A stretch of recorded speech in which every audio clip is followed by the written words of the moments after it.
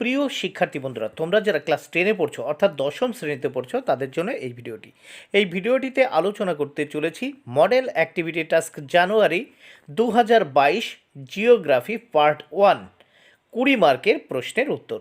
বন্ধুরা, তাই দেরি না করে ঝটপট খাতা কলম বের করে নাও আর এই প্রশ্নের উত্তরগুলো লিখে নাও। তার আগে অবশ্যই চ্যানেলটি সাবস্ক্রাইব করে নিও ও পাশে থাকা বেল বাটনে ক্লিক করে দিও। আর যারা ইতিমধ্যেই চ্যানেলটি সাবস্ক্রাইব করে নিয়েছো তাদেরকে অসংখ্য ধন্যবাদ জানিয়ে শুরু করছি মডেল অ্যাক্টিভিটি টাস্কের প্রশ্নের উত্তরগুলো। বিকল্পগুলি থেকে ঠিক উত্তরটি নির্বাচন করে লেখো। দেখো, ভূগোল বিষয়ের এই 20 মার্কের প্রশ্নের প্রথমে দেখো 3টি প্রশ্ন রয়েছে, যেগুলি থেকে সঠিক উত্তরটি বেছে লিখতে হবে। প্রথমে দেখো,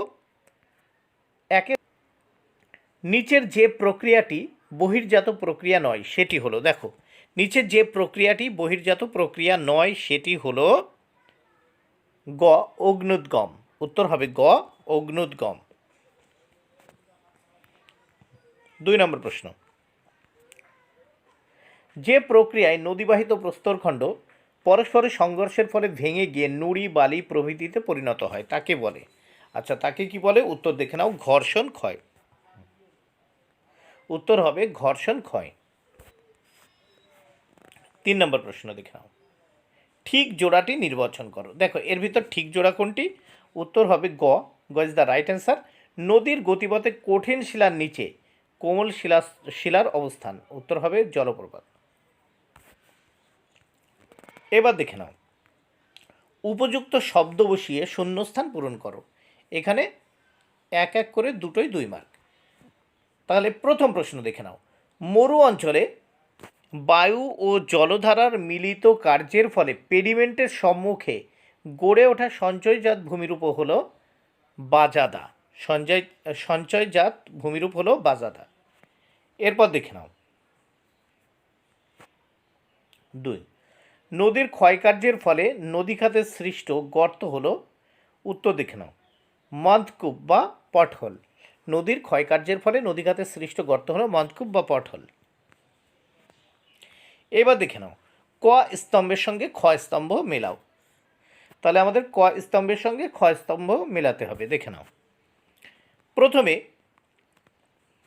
1 নম্বরে আছে, দেখো, নদীর ক্ষয় বহন ও সঞ্চয় কাজের ফলে সৃষ্ট ভূমিরূপ। উত্তর হবে 3, অশ্বক্ষুরাকৃতি হ্রদ। 2 দেখো, হিমবাহের ক্ষয়কার্যের ফলে সৃষ্ট ভূমিরূপ। উত্তর হবে 1, এরিটি। 3 নম্বর দেখো, বায়ুর অপসারণ সৃষ্ট গর্ত। উত্তর হবে 2, ব্লো আউট। দেখো, তোমরা সরাসরিও এইভাবে উত্তর করে নিতে পারো। দেখো, ক স্তম্ভের সঙ্গে খ স্তম্ভ মেলাতে হবে। নদীর ক্ষয় বহন ও সঞ্চয় কাজের ফলে সৃষ্ট ভূমিরূপ। উত্তর 3, দেখো, অশ্বক্ষরাকৃতি হ্রদ। আর 2, হিমবাহের ক্ষয়কার্যের ফলে সৃষ্ট ভূমিরূপ, এরিটি। আর 3 দেখো, বায়ুর অপসারণ সৃষ্ট গর্ত। 2 হবে ব্লো আউট। নিচের প্রশ্নগুলির সংক্ষিপ্ত উত্তর দাও। দেখো, 2 গুণ 2, দুটো প্রশ্নের উত্তর দিতে হবে 4। তাহলে দেখে নাও, নিচের প্রশ্নগুলির সংক্ষিপ্ত উত্তর দাও। 4, মরুদ্যান কিভাবে সৃষ্টি হয়? উত্তর, মরু অঞ্চলে বায়ুর অপসারণ প্রক্রিয়ায় দীর্ঘদিন ধরে কোনো একটি অঞ্চলের বালিরাশি অপসারিত হতে থাকলে অঞ্চলটি ক্রমশ অবনমিত হয়ে পড়তে এক সময় ভৌম জলস্তর উন্মুক্ত হয়ে পড়ে। ফলে ওই স্থানে জলাশয় সৃষ্টি হয় এবং ক্রমশ উদ্ভিদ জন্মে অঞ্চলটিতে মনোরম পরিবেশ তৈরি হয়। শুষ্ক মরু অঞ্চলের মধ্যে এরকমভাবে মরুদ্যান সৃষ্টি হয়। উদাহরণ, সৌদি আরবের রাজধানী রিয়াদ একটি আদর্শ মরুদ্যান। 3-2, উঁচু পার্বত্য উপত্যকায় ক্রেভাসের উপস্থিতি পর্বতারোহীদের সমস্যার অন্যতম কারণ। সংক্ষেপে এর ভৌগোলিক কারণ ব্যাখ্যা করো। উত্তর দেখে নাও, পর্বত ও হিমবাহের গায়ে যে অসংখ্য, দেখো এখানে গায়ে হবে, পর্বত ও হিমবাহের গায়ে যে অসংখ্য ক্রেভাস থাকে সেগুলি পর্বতারোহীদের অভিযানের পথে বাধা সৃষ্টি করে। অনেক সময় এই ফাটলগুলিতে পর্বতারোহীরা পড়ে গিয়েও প্রাণ হারান অথবা মারাত্মক চোট পান।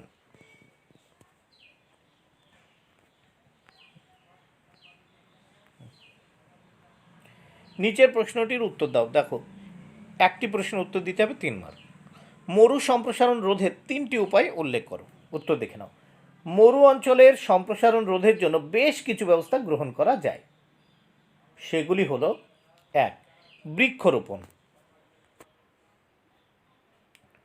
মরু সম্প্রসারণ রোধের জন্য নির্বিচারে বৃক্ষচ্ছেদনের পরিমাণ হ্রাস করতে হবে এবং মরুভূমির প্রান্তে খরা সহনশীল বৃক্ষ ও লতাগুল্ম রোপণের দ্বারা গ্রিন ওয়াল তৈরি করে চলনশীল বালিয়াড়িগুলিকে স্থিতিশীল করতে হবে।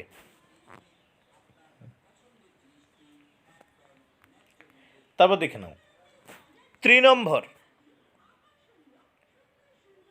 নম্বর সৃষ্টি। মরুভূমির সম্প্রসারণের জন্য মরু অঞ্চলে অগভীর বালিস্তরে খরা প্রতিরোধী ঘাস লাগিয়ে, দেখো কৃষি কৃত্রিম, এখানে লিখবে কৃত্রিম তৃণস্তর, এখানে তৃণস্তর সৃষ্টি, দেখো তৃণস্তর সৃষ্টি। মরুভূমির সম্প্রসারণের জন্য মরু অঞ্চলের অগভীর বালিস্তরে খরা প্রতিরোধী ঘাস লাগিয়ে কৃত্রিম তৃণস্তর সৃষ্টি করা যেতে পারে, কারণ এই তৃণস্তর মরু অঞ্চলের শিথিল বায়ুকে ঢেকে দেয় বলে ওই বালির এক স্থান থেকে অন্য স্থানে উড়ে যাওয়ার সম্ভাবনা হ্রাস পায়। বন্ধুরা, এটি হবে তৃণস্তর, 3 নম্বর নয়, তৃণস্তর সৃষ্টি, তৃণস্তর সৃষ্টি। তারপর দেখো পশুচারণ নিয়ন্ত্রণ। মরুভূমির প্রান্তে অনিয়ন্ত্রিতভাবে পশুচারণ করলে তাদের পায়ের খুরের আঘাতে মৃত্তিকার উপরিভাগ থেকে তৃণস্তর অপসারিত হয়, ফলে মরুভূমির সম্প্রসারণ ঘটে। তাই মরু সম্প্রসারণ রোধের জন্য পশুচারণের পরিমাণ নিয়ন্ত্রণ করতে হবে।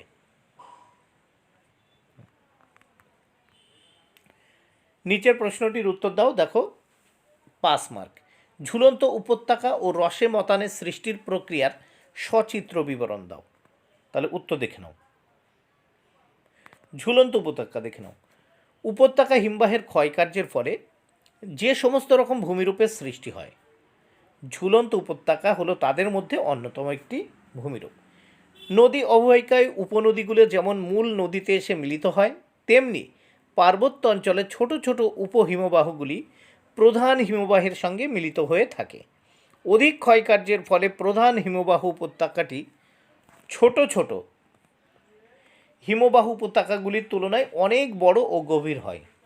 এই অবস্থায় হিমবাহ সরে গেলে মনে হয় যেন ছোট ছোট হিমবাহ উপত্যকাগুলি প্রধান হিমবাহ উপত্যকার উপর ঝুলন্ত অবস্থায় রয়েছে। তখন একে ঝুলন্ত উপত্যকা বলা হয়। দেখো, ঝুলন্ত উপত্যকা থেকে হিমবাহ সরে গেলে এর প্রান্তভাগে গভীর খাড়া ঢালের সৃষ্টি হয়।